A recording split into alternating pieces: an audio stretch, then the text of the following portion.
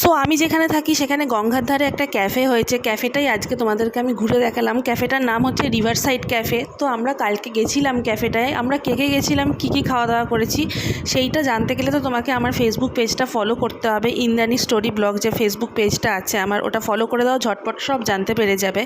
আর ক্যাফেটা সত্যি কথা বলতে খুবই সুন্দর। সন্ধেবেলায় গেলে তো এর ওয়েদারটা খুবই ভালো লাগে, আর সন্ধ্যের সমস্ত রকমের স্ন্যাক্সও এখানে পাওয়া যায়। ও সবথেকে বড় কথা হচ্ছে কালকে নতুন একটা আইটেম এখানে চালু হয়েছে, যেটা হচ্ছে লস্যি। অপূর্ব বানাচ্ছে লস্যিটা। আর আমার তো সবথেকে ভালো লাগে হচ্ছে চাটা, এত অপূর্ব চাটা করে না, কি বলবো। সব রান্নাবান্নাই এখানে খুবই ভালো, আর সবাই আমাদের চেনা পরিচিত, ওই জন্য প্রতিদিন না হলেও একদিন অন্তর হলেও একবার করে গিয়ে ঘুরে আসি। খুবই ভালো লাগে অ্যাটমসফিয়ারটা।